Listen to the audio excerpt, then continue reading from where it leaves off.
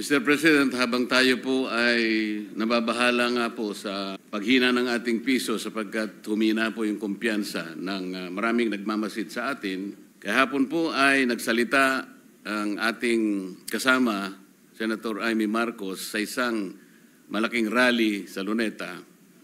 At alam na po nating lahat kung ano ang kanyang ibinunyag. Ano po ang magiging epekto nito sa pinag-uusapan nating kumpiyansa at katatagan ng ating bansa? Mr. President, ang galaw po ng ating piso ngayon po ay halos 59 pesos to US dollar pa rin. Gusto nating malaman ano po yung specific economic fundamentals po ang humina para na-pressure po ng ganito ang ating piso, Mr. President.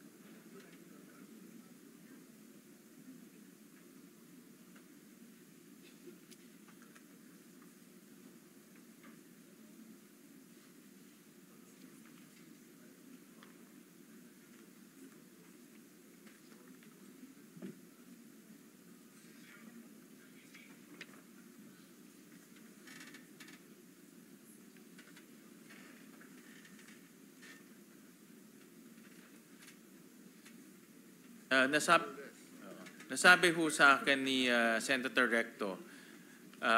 Recto ES na ang pinaka-dahilan kung bakit po nasa 59 po at humina ang ating currency ay dahil rin sa kumpiyansa. Dahil nga dito sa mga nangyayari po sa ating bansa at dito sa flood control issue, sa issue ng corruption, marami rin po mga namumuhunan sa atin, nagwo-wait and see. Imbes na pumasok po kaagad, nagwo-wait and see ho sila kung ano nangyayari. Yung mga nandito naman na nag-expand nung kanilang operations, ganun rin, nagwo-wait and see rin. So, kung lahat ay nag-hold, the demand for peso is less, lumiliit po yung demand, of course, our currency will depreciate. So, that's the primary reason. Of course, may mga external reasons rin, but yan po yung primary reason according to the DOF. Mr. President, habang tayo po ay nababahala nga po sa paghina ng ating piso sapagkat humina po yung kumpiyansa ng maraming nagmamasid sa atin, siguro kasama na po dyan yung global financial institutions, mga namumuhunan sa iba't ibang bansa, ang paghina pa rin po ng pagdating ng ating foreign direct investments, isa pong nakakabahalang pangyayari. Kahapon po ay nagsalita ang ating kasama, Senator Amy Marcos, sa isang malaking rally sa Luneta. At alam na po nating lahat kung ano ang kanyang ibinunyag.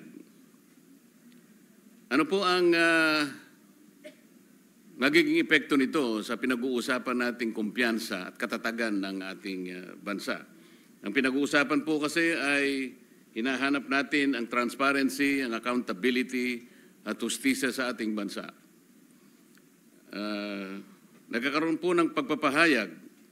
Ano po ang nakikita ng ating economic cluster sa bahaging ito at pangyayaring ito, Mr. President?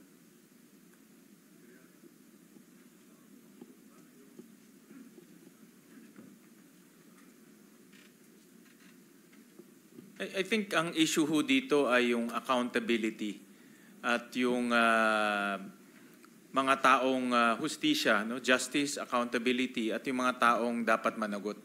Kaya ho, importante yung actions ng administration kung paano nila pananagutin itong mga taong sangkot sa issue ng flood control at corruption. Kaya talagang tinitignan din. Ako, pag nanonood po ako ng mga international news, ang focus talaga dito sa corruption issue.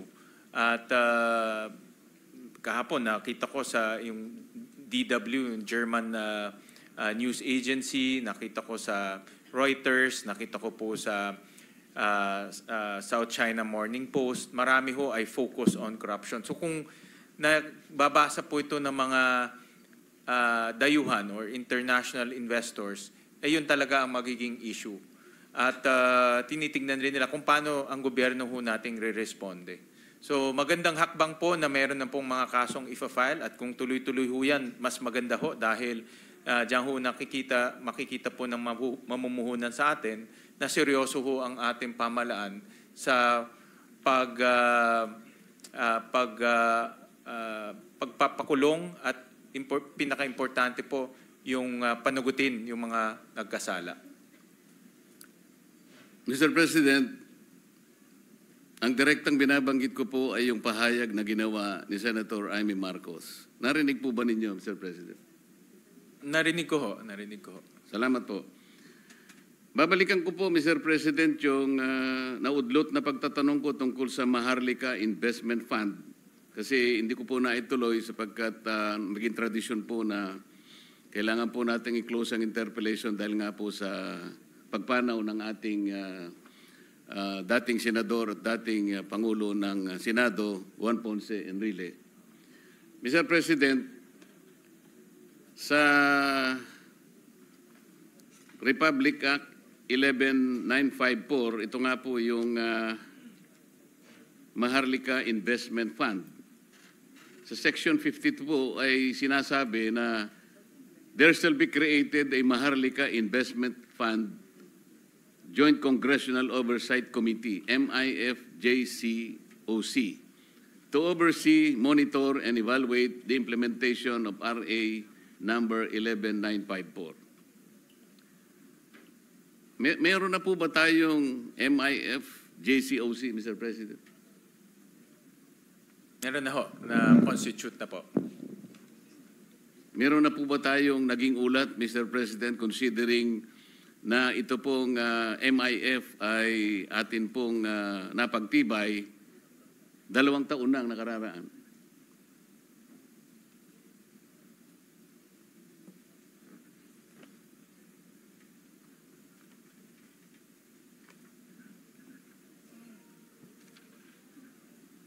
Meron ho sila sinasabit po sa Joint Congressional Oversight Committee ng report every quarter po. So, yun po yung kanilang ibinibigay po na update sa Kongreso.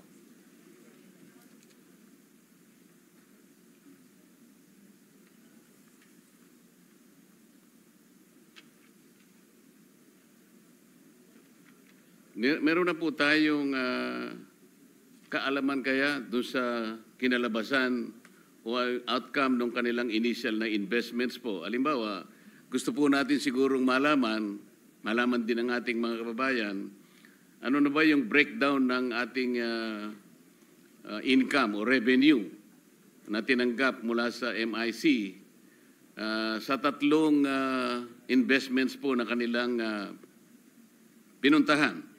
Halimbawa po yung 350 million stake sa Synergy Grid and Development Philippines Inc. Meron din pong investment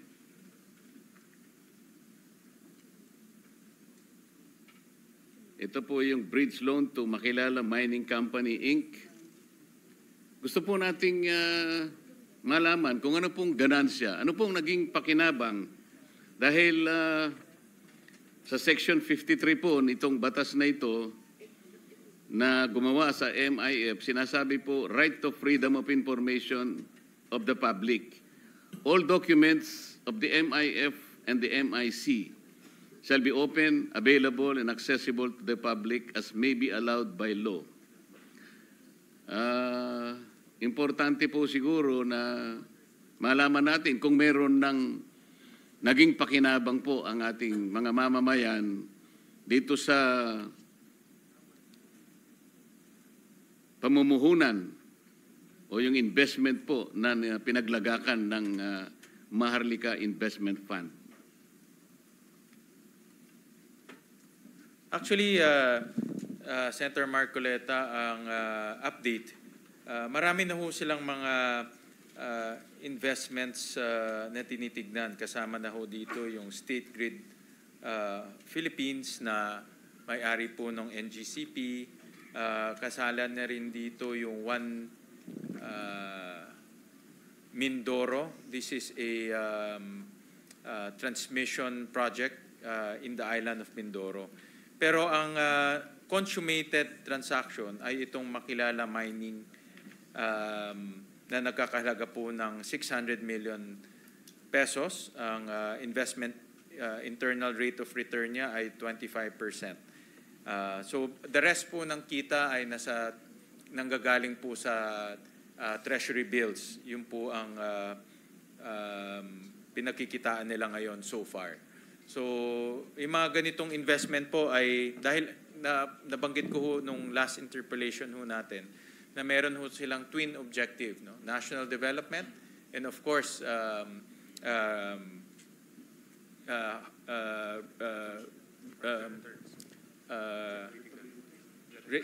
generating the returns for of course for the Filipino people. So yun po yung kanilang twin objectives. Kaya nagiging maingat rin ho sila na hindi lang papasok sa mga investments. Marami hong investments, hindi ho mawawalan ng investments in fact. Pero kailangan importante ho na dalawang objectives nila ay makamit. No? National development and rate of return for the Filipino people. Naintindihan po natin yun, Mr. President. Pero kailangan natin siguro na malaman din ano-ano yung mga datos na pwedeng may paliwanag natin sa ating mamamayan. Halimbawa, pangkaraniwan na ininvest nila, isang magandang halimbawa, ininvest halimbawa sa treasury bills. Kung meron man silang treasury bills, so kahit sa anong klaseng portfolio, alam naman natin kumikita po yun eh. Magkano na po ang kinita? Katulad po ng isang tao na nag-invest sa money market halimbawa, sa bonds halimbawa, alam niya po na sa loob ng, let's say, isang quarter, o kung kaya, halimbawa, ito po ay lock in 5 years, so lock in 10 years.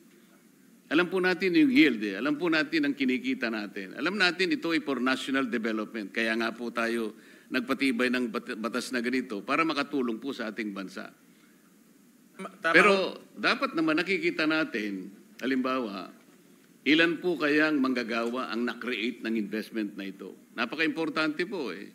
Halimbawa, sinabi nila, yung investment na ito, we were able to produce 150,000 employees. Yun po yung hinahanap natin. Kasi kapag gano'n, mas marami pong nagkaroon ng trabaho, mag-exert ng pressure yan para po medyo bababa ngayon ang poverty incidence rate. Sapagkat pag marami pong trabaho, siyempre po giginhawa ang buhay ng mamamayan. Ganun po yung gustong malaman ng ating mamamayan. Ano na po ang kaganapan?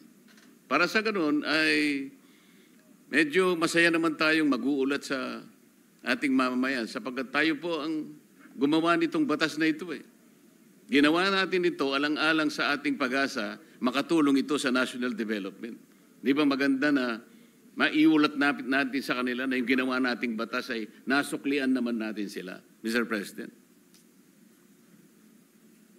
Well, Mr. President, sa full year 2024, ang kanyang comprehensive income is about 2.6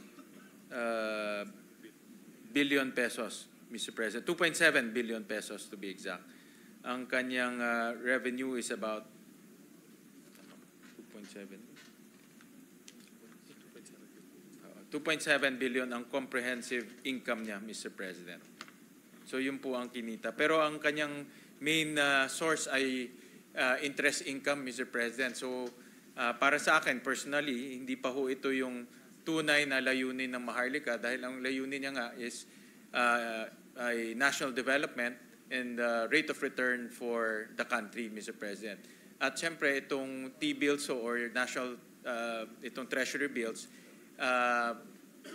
pang sandali ang investment lang ho ito para kumita naman yung kanilang equity sa ngayon, Mr. President. So, sa totoo lang, wala pa ho silang konkretong mga investments na nagagawa na masasabi natin may contribution sa national development. Pero kumita naman ho sila, in short.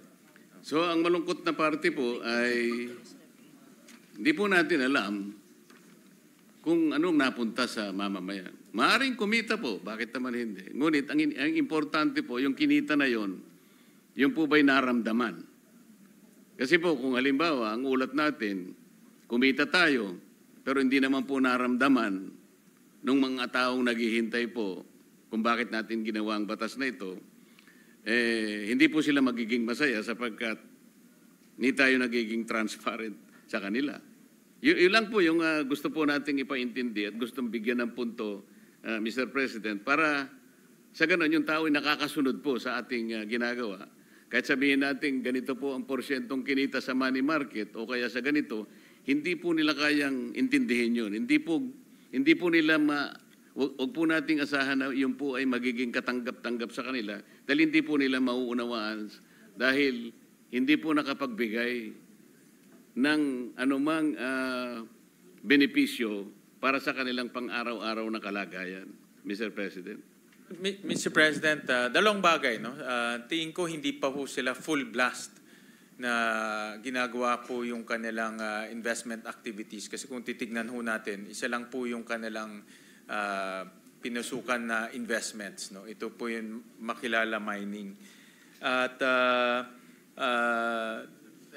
tingin, dahil nga nag-iingat rin ho sila kung saan po ilalagay itong investments nila dahil ito po ay pera ng taong bayan. Kaya talagang kumbaga extra careful yung kanilang pag-i-invest. Ngunit kumita pa rin sila ng 2.7 billion at nag-declare ho sila ng dividends na 1.4 billion pesos. So itong 1.4 billion pesos, nagamit naman ho natin to sa ibang mga pagawain ho natin at pangangailangan. Pero tama ho kayo, Senator Marcoleta, na importante na magkaroon ho tayo ng regular na update galing po sa Maharlika Investment Fund at itong pag-uusap natin ngayon, itong debate ho natin ngayon ay naririnig ho nila at para ho malaman nila na tinitignan din ho natin yung kanilang operasyon dahil gusto rin ho natin makita na yung objectives ng Maharlika ay makamit ho natin. Salamat po, Mr. President. Total bagong gawa na po itong Joint Congressional Oversight Committee na binabanggit nyo, Tama ho, Mr. gawa President. na ho yun. Paano po ba maging membro rito, Mr. President?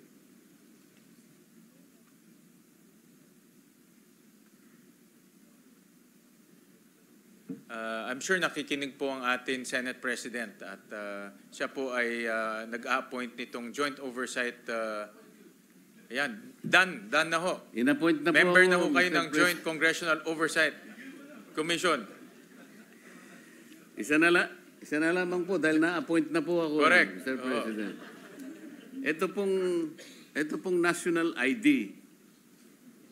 Nung nasa House of Representatives pa po ako, Mr. President, meron po silang pinapirma sa amin, pumunta yung isang tropa ng PSA yata yun. Nag-accomplish po kami ng isang formularyo at kami po ay nagbigay din ng mga larawan yata yun. Siguro po di po ako nagkakamali, mga 4 na taon na pong nakaraan. Alam po ba ninyo, Mr. President, hanggang ngayon wala pa po akong national ID. Kanino ko po ba kukunin yun, Mr. President? Kung meron ho kayong smartphone, mamaya ho, after nitong interpellation, meron na kayong digital national ID. Dahil ang national ID ho natin, hindi lang po yung physical ID, kundi meron na rin digital national ID. At mas maganda ho yung digital dahil yung wallet nananakaw pa ho. Pero pag nasa cellphone nyo ho, sana hindi lang manakaw yung cellphone nyo, pero nandoon po yung digital ID ho ninyo. Ganun po pala kadali, Mr. President. Bakit hindi po ako sinabihan man lang ng Philippine Statistical Authority? Pinaghintay niya po ako ng mahigit na 4 na taon. Ganun lang pala para magkaroon ako ng national ID. Nalulungkot po ako. At medyo naiinis, Mr. President. Ito po ang kauli-ulian na po siguro. Ang ating DILG Secretary, John B. Cremulya, sinabi po niya kamakailan na gusto po niya ang DILG na lang po ang maging lead agency sa pag-implement ng National ID Program. At hinihingi po niya ang suporta ng Kongreso sa bahaging ito. Ano po ang stand ng PSA dito, Mr. President? Senator Marcoleta, bigyan ko lang ho kayo ng mabilis na update. Ang the Digital National ID po ay nakapag-issue na ng 88 million na unique digital ID. Kaya ho, halos lahat ng tao po ay meron na pong e-digital ID or yung nasa cellphone po. At yan po naman ang ginagamit na ngayon sa buong mundo. In fact, nag-release lang po ang Amerika ng digital passport. Nakita ko lang ho sa news. No? So talagang papunta na ho doon. So andito ho ang ating national statistician at pinangako niya ho sa akin na within the week ho, meron na kayong physical ID na papadala. Digital pala, digital ID. Opo, pero yung tinatanong ko, yung pong mungkahi ni DILG Secretary John B. Cremulya na DILG po ang mag-i-implement. Paano po yun? Mawawala na po ba yung, wala pong objection ng agency sa... Actually, napag-usapan ho namin yan ng DILG Secretary at meron ho siyang ganun na plano. Pero mas maganda ho ang suggestion ko since ang national ID na ho natin ay way in advance. In fact, almost complete na ho yung kanyang operations at full-blown operations na rin ho. Mas maganda na mag-usap po yung DILG para ma-expand yung application. Ito kasi yung application ng DILG is for crime prevention and of course peace and order activities na pwede naman po gamitin yung existing database. No? Mag-usap na lang ho muna ngayon dahil nandyan na po yung ating national ID. Maraming salamat po, Mr. Thank you, President. maraming salamat po. Maraming salamat po sa panahon na inyong ibinigay sa akin. Salamat po. Thank you.